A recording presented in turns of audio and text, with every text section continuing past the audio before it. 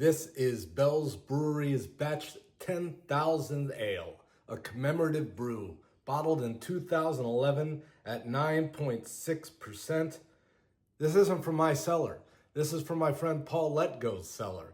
He's the founder and distiller at FEW Spirits, and when he found out that I was doing this series, he started sending me random texts over and over again. How about this beer? How about this beer? What about this one, and this one?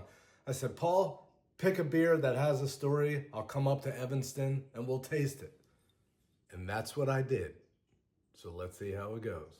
Drink it or dump it.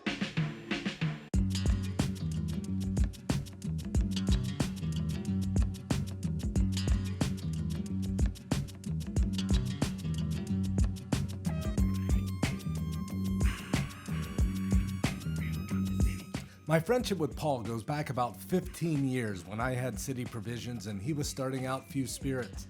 We used to have a lot of fun together. I'd go up to the distillery with kegs of my beers and we'd distill them down to beer bronze. We'd do like single malt whiskeys and some really fun stuff. But today I went to the distillery not to talk about spirits. This time it was to talk about beer that's been sitting in a cellar. I wasn't surprised that it was Bell's that he chose. Are we live? We're live. All right. Hey. Okay. What's up, man? What's up? Thanks for taking the time. I have so much to talk to you about. I'm excited to be here, man. It's always good to hang out. What was the first beer that you had that you were like, oh, this is different. This is not a Coors or a Miller or a Bud, or was there a beer that kind of lit you up and changed the path of how you were drinking? I think I'd actually say there's a couple that I would put in that category, and one of them is going to have to be Bell's. Okay. I grew up in Kalamazoo, Michigan, and Oh, really? Yeah. All right. And so I've been drinking Bell's since Larry started. Wow. And for whatever reason, it was way harder for us to get the good beer of Budweiser or Miller Lite than it was to get this Bell's beer stuff that some guy was making. We couldn't get what we wanted, but we could get all the Bell's we needed. So in high school, oh my God, what a treat. What a treat. I was drinking Bell's because we couldn't get the quote good stuff. It's incredible what Bell's has done, and the more people I speak to about this, how many people talk about Bell's being either the brewery or one of their beers that lit that flame. I think for 40 years now, there really cannot be too many breweries in the country that have consistently made beer at this level, never mind volume, but the beer at this level, like Bell's, yes, there's other people, but not many. Like, how did you get into distilling? Was there any kind of inspiration that came from craft beer? Was there any spark that turned you on to distilling and wanting I think it's all of it. I mean, fundamentally, like I do actually come out of a historical beer background. And by that I mean before World War II, my grandfather's family owned a major brewery in what's now the Czech Republic. Please. 1939, a group of Germans, the Nazis, invaded what was Czechoslovakia at the time, but they confiscated the brewery and murdered the entire family in the camps. And so, although my grandfather survived, he spent the rest of his life trying to get the brewery back, but never did. And so, when he passed, as you know, all of our grandparents sadly do, it kind of struck me that unless I did something about it, this family history is gone forever. The kind of who we are, what we've been, it's gone. Wow. What was your grandfather's name? Al Doobie. Al Doobie? Yeah, Doobie, D-U-B-E. It's a great name for other recreational pastimes. Right. Well, that's another conversation. Anyway, I kind of come at beverage alcohol from a beer background. I made beer at home for, I don't know, 10, 15, 20 years. Wow. And I make okay homebrew. I'm not going to tell you that I'm making great homebrew because I'm not. Right. Are you still doing it? Oh, God, no. Once I started FEW, I'm like, oh, if I'm fermenting, I'm getting paid. Yeah, amen. I certainly do come out of a place where I think a lot of us came out of, where we like and have a predilection for beverage alcohol.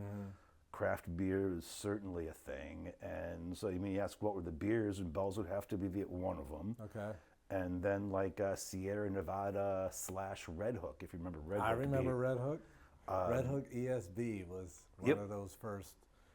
And so those two are the ones that really got me changed around in a lot of my thinking after I graduated college, because in college it was just always whatever I could get. But then I moved out to the West Coast, and what you could get was Anchor Steam and Red Hook and Sierra What year Nevada. was that when you were on the West Coast? That would have been, I moved out there in 92 to 93. Okay, that's right.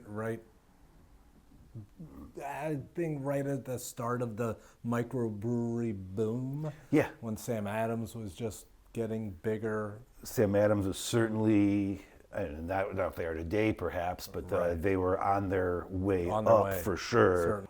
And I remember sitting and drinking Sierra Nevada going, whoa, this is good. I really like this. This isn't some shitty mass-produced beer. This is good. And so these are things that really kind of changed my life. And so You picked batch 10,000. Using over 100 malts, 60 different hop varietals. It does say there's an unlimited shelf life. it's the last of the batch series. Thanks Thanks to all the consumers that got us this far. See? And 9.2%. I think this is going to be really fine. We're only going to open one. So let's see how this goes. Let's see how we do. Is this an Evanston map? Ann Arbor, I think. Look at that. No, that's Evanston. Yeah, there we go. Let's go. Oh, Cheers. cheers. Nice little head. Huge malt nose. I thought this was going to be spoiled, but no, this smells good. Does smell really good. Nice job, Larry Nice and Bells. roasty. Yeah, very toasted. Lots of toasted malt. But even that, Being a whiskey person, you can see why you like this one from the beginning. yeah, lots of malt, lots of toasted malt. It's a little more brown than black, but it's really dark.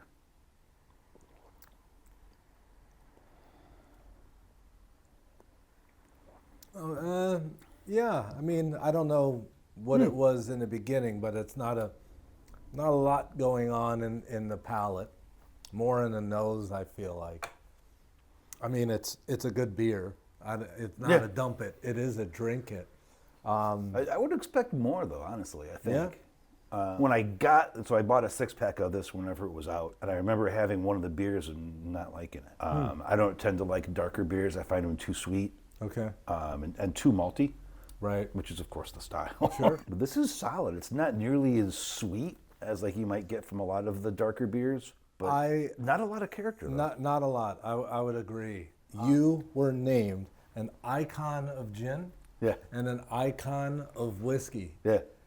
Is that an accolade you like to carry around and throw around when you're like I think it's fun. out of dinner? Who named you the icon? Gin Magazine. Okay. And then Whiskey Magazine for whiskey. Was it Same company I've owned some. specific to one gin or one whiskey, or just overall? Overall, so I got recognized as icon of gin a few years ago, and it was kind of funny because I knew I was nominated for it, and they suggested that I go to the award ceremony, and I just kind of looked at it, and I looked at who I was up against, and I'm like, yeah, I'm not going to fly to London to lose to the head distiller of Beefeaters or the head distiller of Hendrick's Gin or the distiller of Bombay. Like, each one of those people clearly deserve this title a little bit more than I do, so I'm just not going to fly to London to sit there and clap for them. And of course, I wish them well. Sure, of course. And congratulations, and they've earned it, but I don't have the money or desire to spend that kind of time to fly over. And then 3 weeks later, I got a call from a friend saying, congrats on your win. I'm like, my what? What do you mean? What did I win? Like, you're an icon of the entire gin industry. I'm like, what? They've started to put your face on belt buckles. Yeah. Right? They should. Isn't that what you get? Where did this whole, I know you're a musician, but I love the way you've melded music into the FEW brand. I want to know how that started and how hard is it to get in with these bands? I mean, what do you have? Alice in Chains? Yeah, Alice in right? Chains, Smashing Flaming Lips, Pumpkins. Who's the one fostering these relationships? So it's kind of funny how it all began, because I was just sitting at my desk and I got a phone call from somebody purporting to be from my favorite band of all time, asking if they could do a collaboration whiskey with us. Okay. And so, of course, my initial response was, ha ha ha, who are you and who put you up to this? Right. Because I know you're not who you say you are. Like, that can't possibly be true. Except it was. Wow, that's crazy. And so we tried to work it out. We tried to work on a deal. We tried. It wasn't working out. And at that same time, they're like, hey, our friends over with the Flaming Lips are looking to do something. How do you feel about the Flaming Lips? I'm like, I love the Flaming Lips. This would be fantastic. Sure. And we had worked with a record label here in town, here in Chicago, called Bloodshot a couple times. Yep. And I'm a musician, and so I work pretty well with musicians, because while I don't have the same talent level as the people we work with, You know what's up. I've got, I may know more than the average bear about what their life is like, even if I lack their talent. But fundamentally, what I really like about working with musicians is that I don't see a lot of difference between the art of making music and the art of making whiskey, or the art of being a chef. Like, these are all creative arts. And I'm okay at making music, but I'm really good at making whiskey. Right. It's a way to engage in a creative process differently than you can otherwise, because they don't know what they're talking about. And you might think that that's a weakness of the program, but I see it as the strength, because they don't know what you can do, they don't know what you can't do. They're not going to have any of the rules that people think you have to live under in their mind. They just kind of know what they like, and they talk about things differently than we do. And so, as somebody that knows quite a bit more about making whiskey than they do, it's really inspirational to kind of hear them and talk and like build a new product based on that and the way that we do it, which is like, we don't just put our name on something. I'm not going to release a whiskey that just has somebody's name on it. There has to be something to make it interesting. So you're not just taking one of your bourbons or your ryes and then putting a new stamp on it. No. You're coming up with a whole new we come up with a whole new thing. It might be a whole new mash bill. It might be a new blend. It might be, there'll be something about it that's going to make this product as much a Flaming Lips, Alice in Chains whiskey as it is a FEW whiskey. Like, there has to be something that the band contributes creatively, or I'm just not interested. Sure. Like, and I think consumers get that. The average customer knows that you slapped a label on it, and now it's the Smashing Pumpkins. Right. Boo-hoo. Cool. Right. Good for you, tough guy. We're proud of Nice you. job. Like, so like working with the Pumpkins was great, because, as I'm sure you're aware, Billy owns a tea shop, and so we used a tea from his tea shop. Oh, wow. And so that makes it that is kind of what makes it a Smashing Pumpkins whiskey, is that we're working with their stuff as well. We were working with the band Black Rebel Motorcycle Club. I don't know if you know them, but awesome band. We came up with this concept of motor oil whiskey, because when they're on the tour bus, they drink whiskey, but they don't call it whiskey, they call it motor oil. Hey, give me another shot of that motor oil. So, like, all right, we'll make a whiskey called motor oil, but what does that mean? Right. Since we can't put 10 weight 40 in a bottle. No, probably wouldn't be good. So what does it mean? What did you do? So he came up with this concept of creating a whiskey that would evoke the emotion of riding your motorcycle through the South past a barbecue joint. And So was there like smoked wood or? so there was some smoked whiskey in there. There's some sweet whiskey in there. There was some bitterness from vermouth finish. Oh, wow. So it had a little bit of a, I don't want to call it dirt, but it was trying to evoke some of that dirt that you might get in your teeth riding your bike through there. And I mean, it's a little bit egotistical to be talking about stuff like that. But when we pour the whiskey for people and tell them the emotion, they go, You get it. Yeah, that's very cool. Oh, wow. Right. That's cool.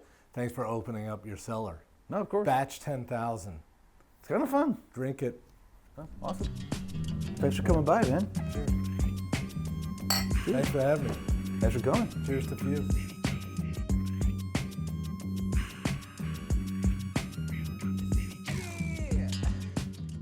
Offers roasted and caramel notes from the malts mixed with an assertive hop character.